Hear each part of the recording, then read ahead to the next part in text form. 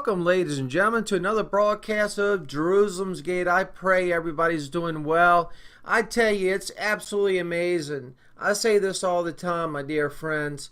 Biblical prophecies are literally jumping off the page and appearing on the news. Absolutely amazing. This is a very troublesome broadcast, very troublesome. First of all, you have Iran, who threatens all the time for many years that they, if given the opportunity, they will destroy Israel. Two things cannot happen, and I believe that Netanyahu is doing both of them. One is you cannot let Iran have a foothold and be so close to the Israeli border by building up forces and bases in Syria. Two, under no circumstance should they be able to obtain or come close to obtaining nuclear weapons. They already got ballistic capabilities. Now, when the original Iran nuclear deal went through, there's no telling how many pockets were filled with cargo planes full of cash. I think it was a terrible deal when it happened. I think it's a terrible deal now. And when President Trump dropped out of the deal, I think that was a move in the right direction. The troublesome news is it's coming out of Reuters, this article. Iran is preparing for possible increase of enrichment capacity if deal fails, nuclear chief. Let's read a little of the article. Iran has begun preparation to boost its uranium enrichment capacity, its nuclear chief said on Tuesday, adding to pressure on European powers trying to save a nuclear accord with Iran in peril after the U.S. withdrawal. France, Britain, and Germany want to salvage the 2015 deal's core bargain of sanctions relief in exchange for restrictions on Tehran's atomic activities.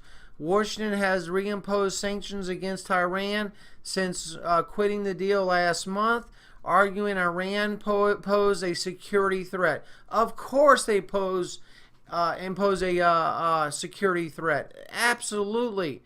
If you was an Israeli citizen, could you sleep comfortable at night knowing that Iran is on the pathway to get nuclear weapons and they're enriching more uranium to do that?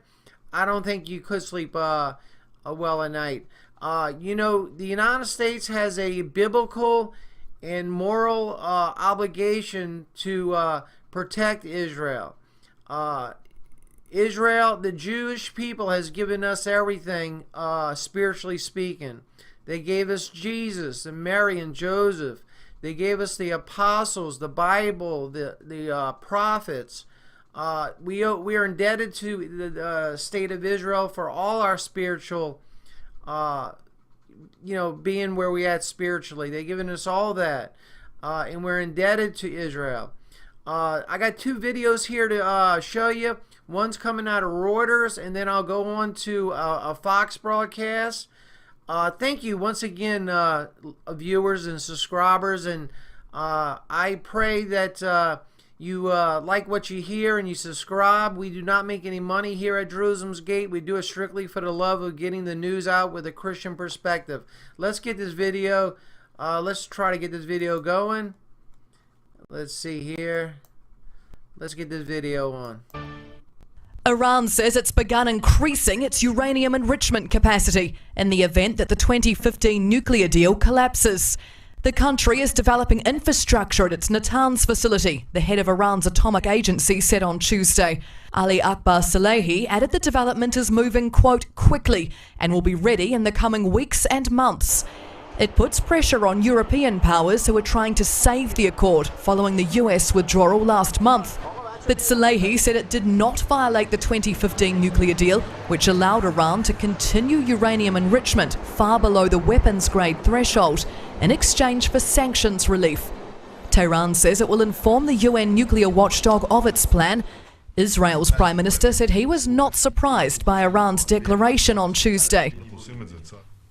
Will not allow Iran to obtain nuclear weapons. Benjamin Netanyahu is currently touring Europe to persuade members to follow President Trump's lead and also tear up the 2015 Iran deal.